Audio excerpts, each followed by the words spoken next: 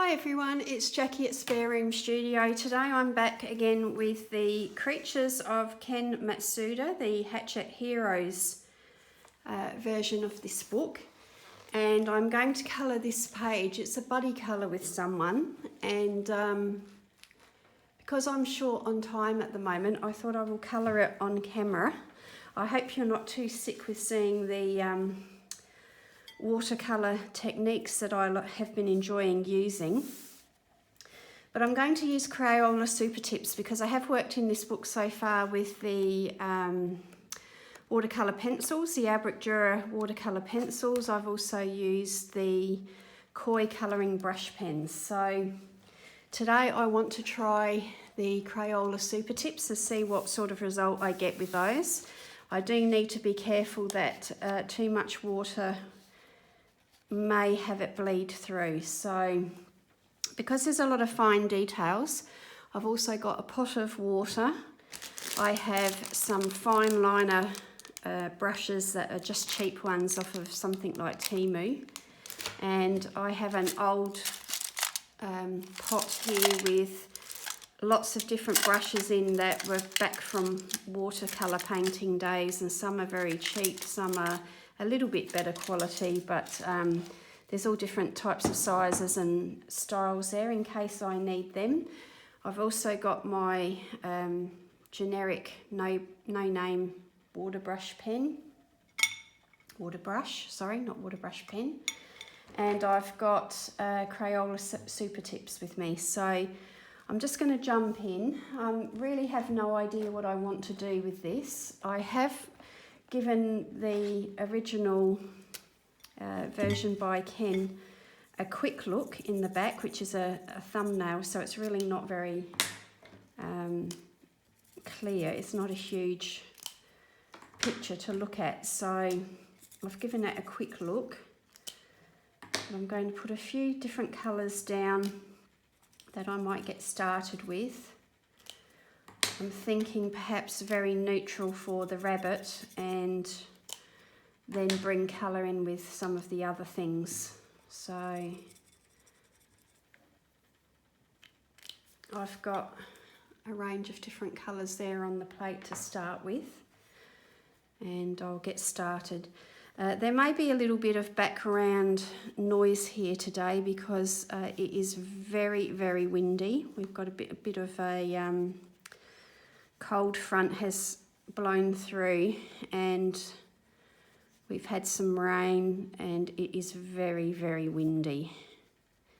So I have a small undercover area outside the window here where I'm sitting, and it's got plastic sheeting that is the roofing for it that blows about a little bit in the wind, and you know, blows and bangs and knocks.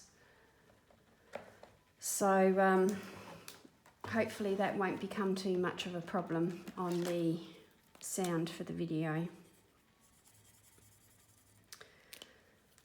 So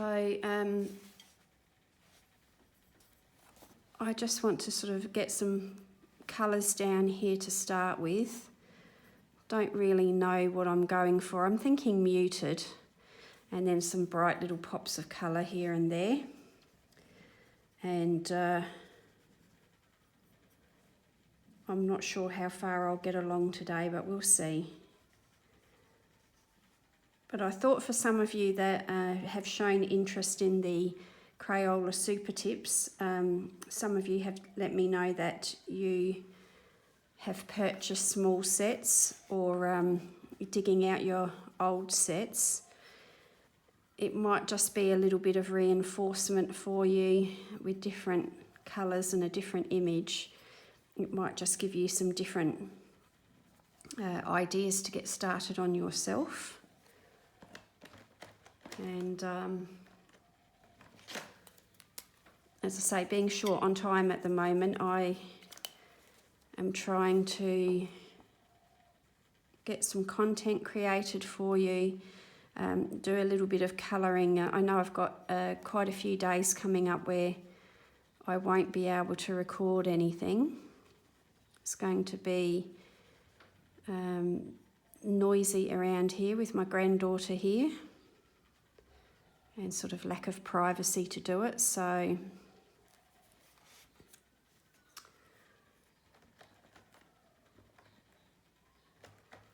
I am trying to make the most of what I've got.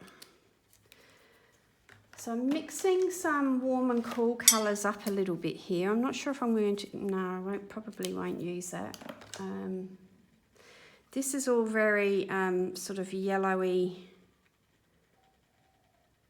based greens and olives and so on, which are a bit more of a warm tone. And then those colours that I've just put down there on the plate are very blue, cool toned. So we'll just keep working away at this for now, trying to get some variation, not huge variation, but you know, you do need some.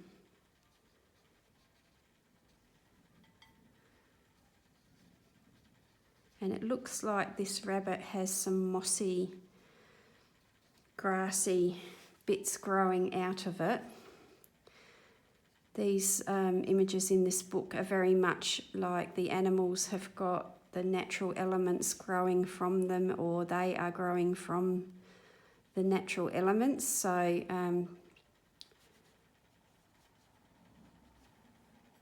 it's got that really sort of magical fantasy sort of feeling about it, but in a very realistic sense. It's drawn very much realistically, which is very nice. I have mentioned before that these illustrations in this book are really lovely even before they've been painted. So for the most part, I'll try and do as much as I can with this water brush, because it forces me to be a little bit more abstract in my approach, because I have to be more loose with my washes and brush strokes because it is so big. And then at the end, when I want to bring some details back in, that's where I'll potentially use one of these small brushes. Sorry for any crinkling there.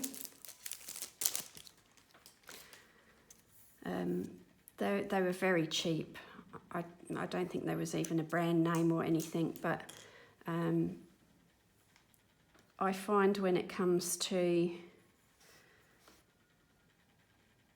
working with these very, very fine brushes that I just get the cheap ones, and as soon as they start to fray, I replace them.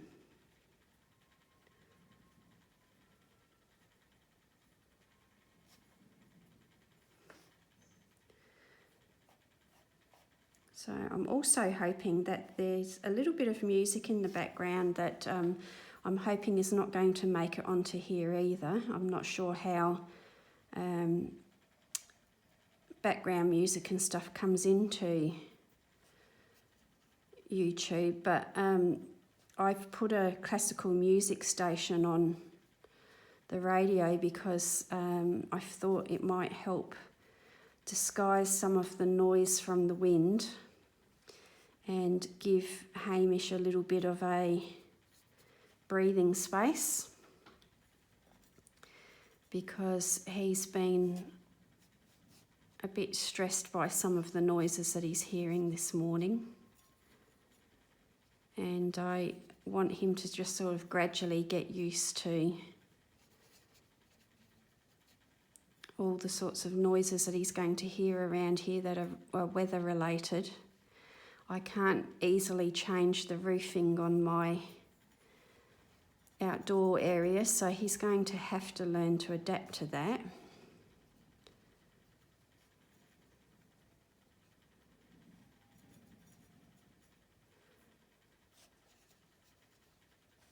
So that's how the smaller brush would work. I just have the pot of water off to the side, dip it in, get it a bit wet, and then I'm mixing it with those colours and picking it up just the same as I would with the water brush. And then this one I can just do some of those finer detailed areas.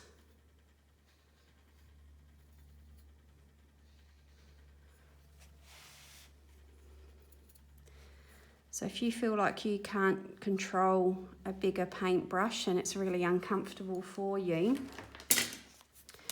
have a think about maybe just buying a couple of small brushes from an art store or a discount store or whatever. They don't have to be expensive ones. If you get into watercolour deeply, you do want to spend a bit more on your brushes. But if you're just trying it out, bear in mind that synthetic brushes and watercolours, you know, they can work, but the really cheap ones, you're never going to get a fantastic professional result with them. But for a colouring book, you know, they should be sufficient.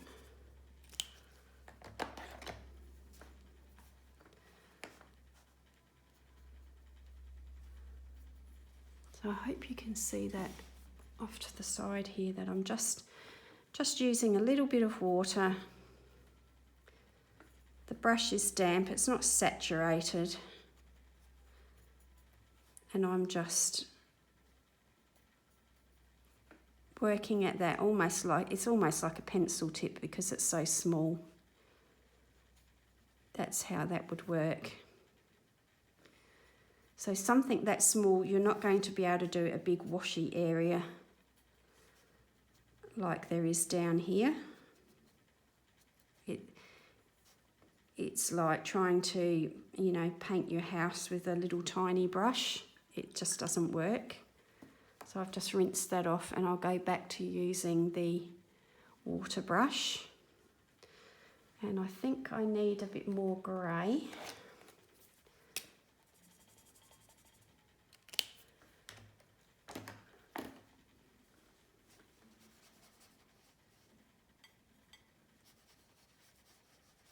It's very much a greyish green that we've got going on there.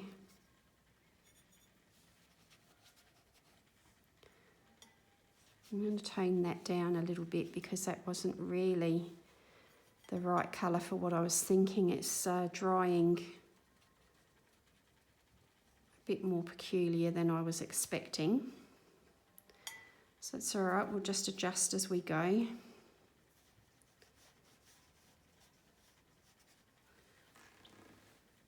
Adjust and adapt.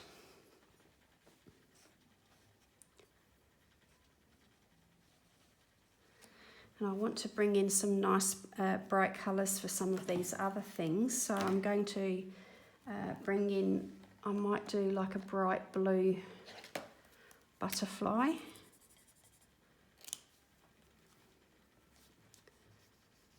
There's a moth up there. He's obviously going to be a bit more muted. Moths don't tend to be very bright.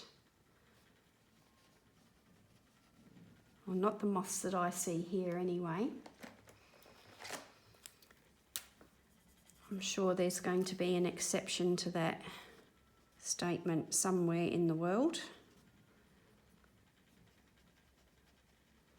But here generally moths are very dull, you know, browns and greys and sort of lighter colours. So I don't know what type of mushrooms they are up the top, but because I think the colour will be nice, I'm going to introduce a little bit of red up there.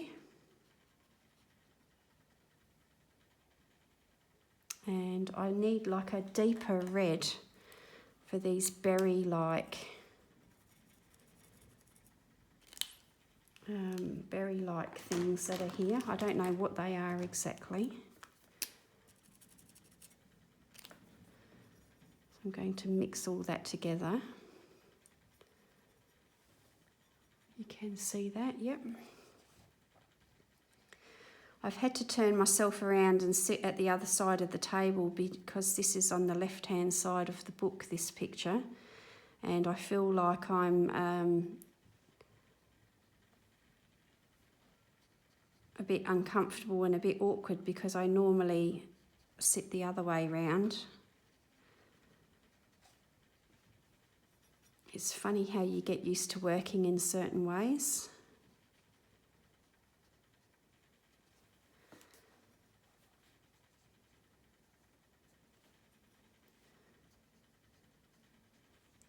So I think what I might do, I might do this as a watercolour base with the Supertips, and then I might put a bit of pencil over it and see how that comes up with the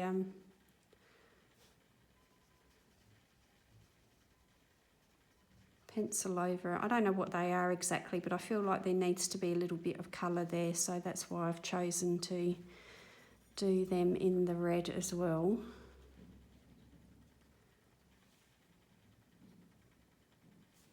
And there's a couple up there.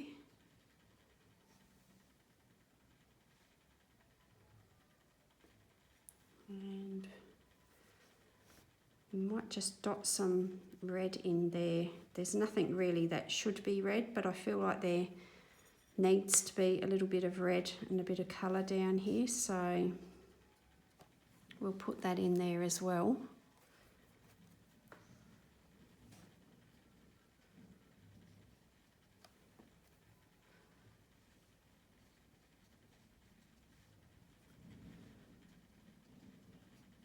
So a bit more of a slower paced, quieter, less chatty day today because the weather certainly is making me feel a little bit more slow, and I'm not able to get out and do some of the things that I need to do outside, and wasn't able to walk so far this morning because it was very windy and noisy, so I didn't want to stress the dog out too much, and I need to go and do some errands later, go to the shops and do some grocery shopping and things like that, but I'm really loath to go out when the weather's too wild, just because I don't really need to. I'd rather not if I can avoid it, and I'd rather just sort of hunker down and get some work done here. But, you know, slow paced and a little bit more relaxed.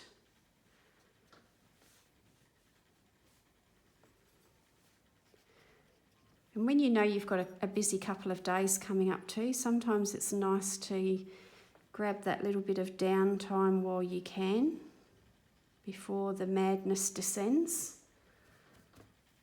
And sorry, I've just bumped the table there. The madness that I'm talking about, of course, is my granddaughter coming. So she will be with us for 5 full days. Keep bringing the same colours out, and they're not what I want. Yeah, she'll be with us for 5 full days. And things are certainly not quite slow or peaceful when you've got a 5-year-old around. So I'm savouring this little opportunity to have a bit of time to myself while I can.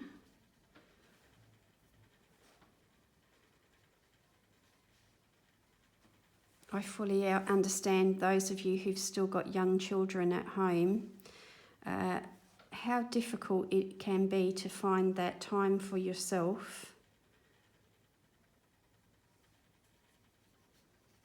just to unwind and, you know, chill out a little bit. Just have that mental quietness and little space for yourself. It can be really difficult when you've got young kids around. The majority of them are not very quiet and certainly not still.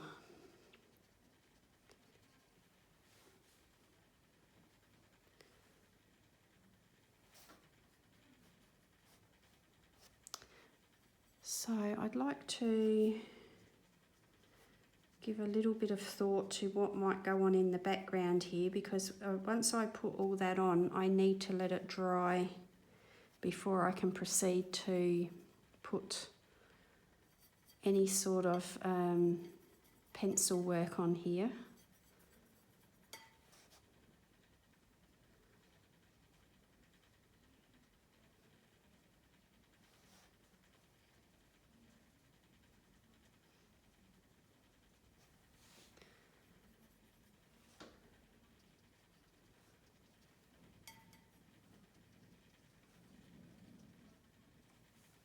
Quite a different colour scheme for my usual thing.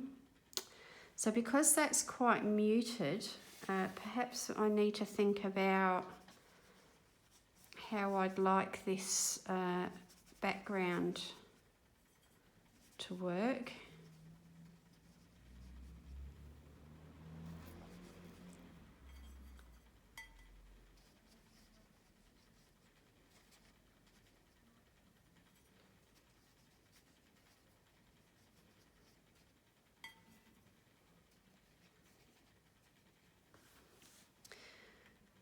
And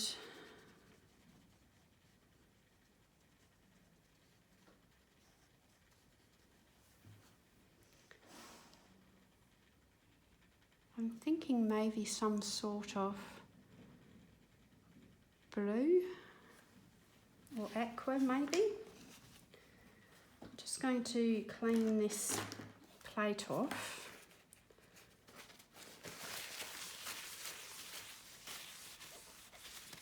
Lilac or purple maybe.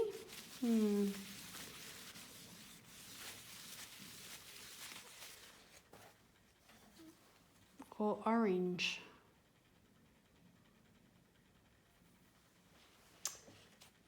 Decisions. Once I commit to something, I kind of have to go with it. Very green and aqua, so I don't really want an aqua.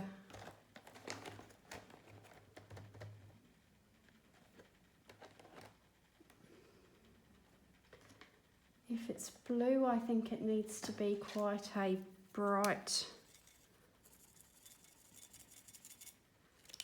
blue.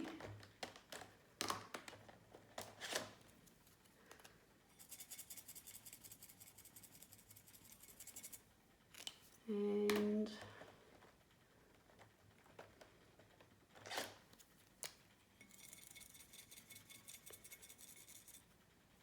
we will need to get some sort of variation in the tones as well. There we go, that's looking a little bit more vibrant. So, what I'm going to do here, not here, sorry, trying to remember my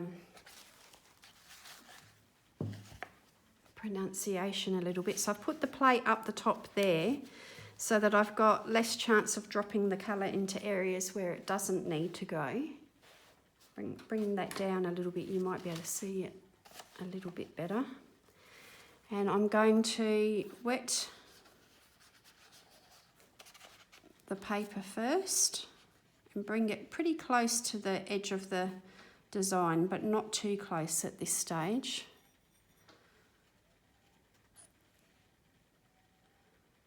And that's what I love. That's exactly what I enjoy about watercolour techniques, is you just drop that pigment into the wet water and let it do its own thing and go wherever it needs to go.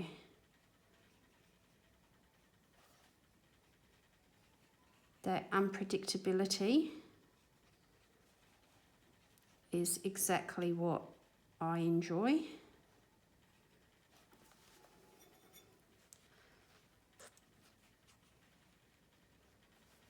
So I'm actually just squeezing that while it had the paint, or the pigment, sorry, on the brush.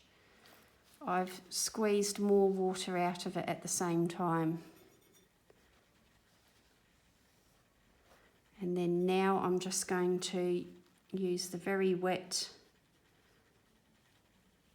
brush to get in as close to those things there as I can. I've gone over those little details there because I think I might come back with the coloured pencil and strengthen some of that up. Now when you come up to the edge, I've said this before and I'll keep saying it just to remind you, but when you come up to the edge of an area that you've already coloured, do make sure that it's pretty dry before you come in very wet like this, because you'll end up with the blue going into, or the background colour going into your rabbit area, and that is not really the look that you want.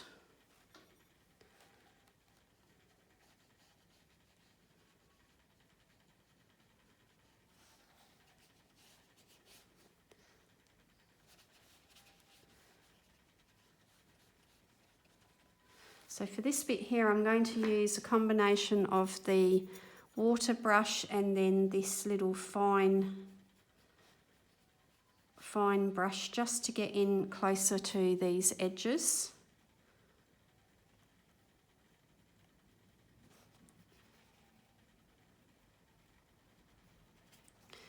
And I'm going to keep wetting that brush in between, and I'm encouraging the colour to go where I want it to go, and also to get some little bleeding effects going as well at the same time.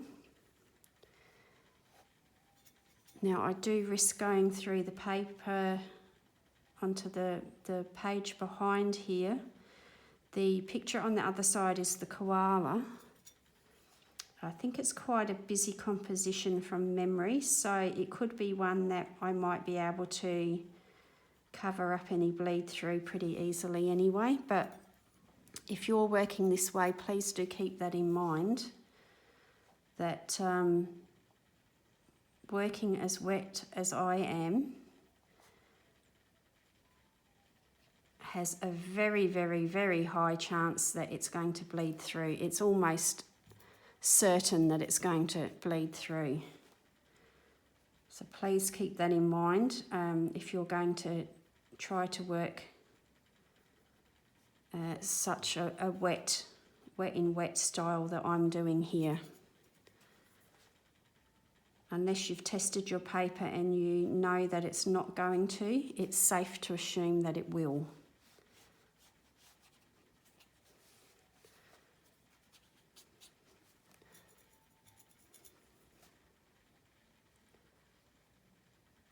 So where I had gone over the edge of this, I don't know what it's called, this thing here, bulrush or something like that.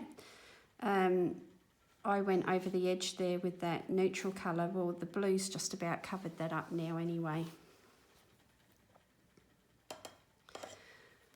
So now I need to get into that slightly bigger area with the bigger brush, just because it will wet it much quicker.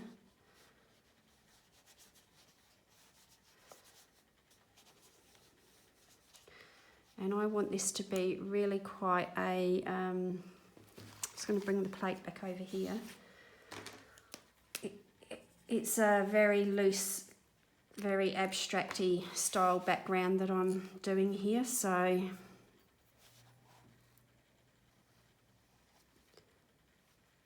very uncontrolled.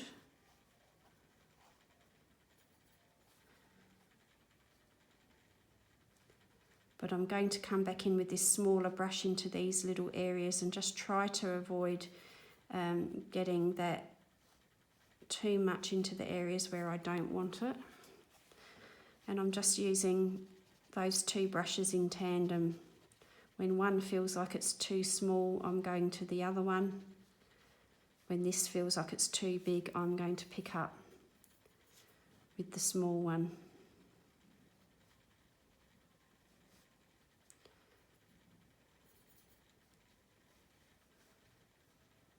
And I'm just going to do some random sort of strokes like this, add some water, and let's just see how that all bleeds. Very experimental at this stage.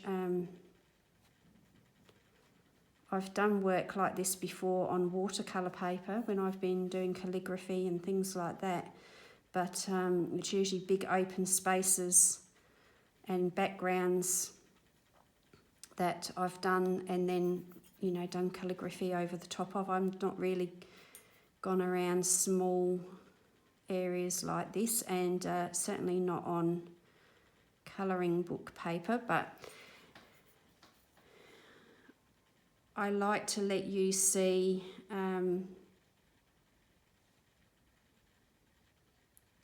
see the unpredictability as it's happening, and see that my attitude is that when I'm saying a book is a book, that I do mean it.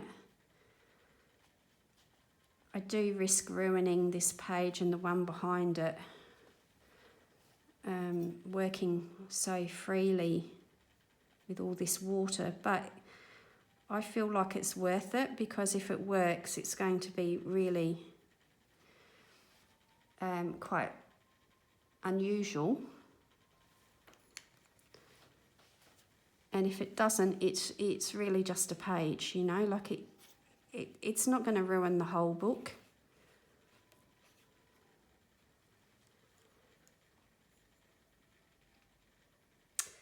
Some of those areas that are looking very, very wet, up in this area here, what I can do, I've got a roll of paper towel there. I'm just going to get some clean paper towel and gently touch that to that page and just soak up some of the excess. And if you play around with that, you can also create some pretty cool techniques with it as well. So it really is important that if you can find a book that you can let go in. So, if you've got a book that you enjoy, but it wasn't terribly expensive, or it's not one that's out of print, I wouldn't do it in mouse card or, one of those books that are so beautiful, but now you can't get them. But if you can allow yourself to fail, if you can allow yourself to potentially ruin a page, and I'm saying that lightly because I don't think it is ruining the page, but if you can just allow yourself to let go of the perceived outcome long enough, that's when you can learn something really cool, and surprising little lessons come to us is through that willingness to fail and that willingness to experiment and play. And I know that this will not be everybody's cup of tea, and I know that it won't be everyone's comfort zone. I know that there will be some of you, and if you're watching, Helen, I'm thinking about you, will be absolutely horrified at some of the things that I do, but it's through those messy, not so fabulous results that I actually learn an awful lot, and I learn, just how much the paper can take. I learn at what point you need to sort of pull back and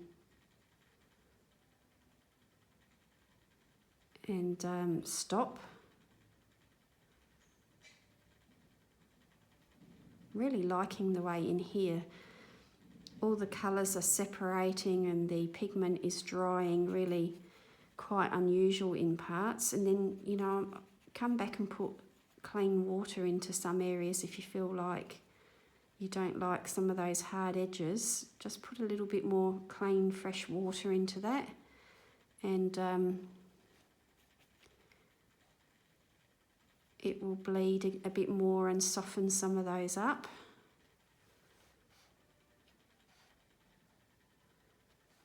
So even some of these areas, I can come in with a coloured pencil at the end of it and just, you know, tidy up some of these edges. Yeah, I'm liking that. I think it's really different, but I'm liking it. So this butterfly down here, he's going to, or she's going to, come into its own because it's a similar colour to up here.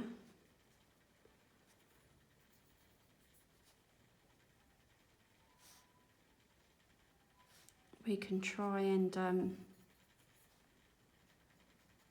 make a little bit of a feature of this as well.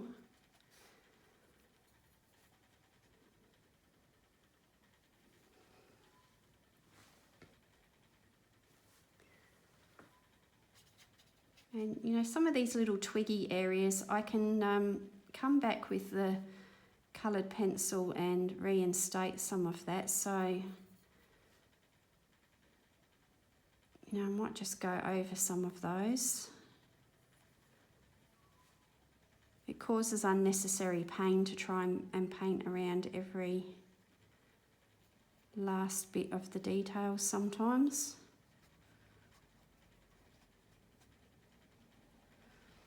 There we go. So I think I might let that dry. It's going to take a while, being a cooler day, and it's very wet. I mean, very wet, even by my standards. I think I've really pushed the boat out with this one.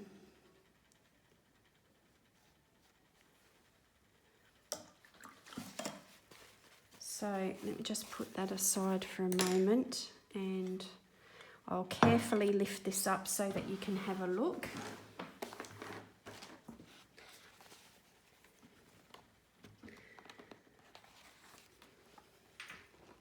You can see just how saturated that paper is.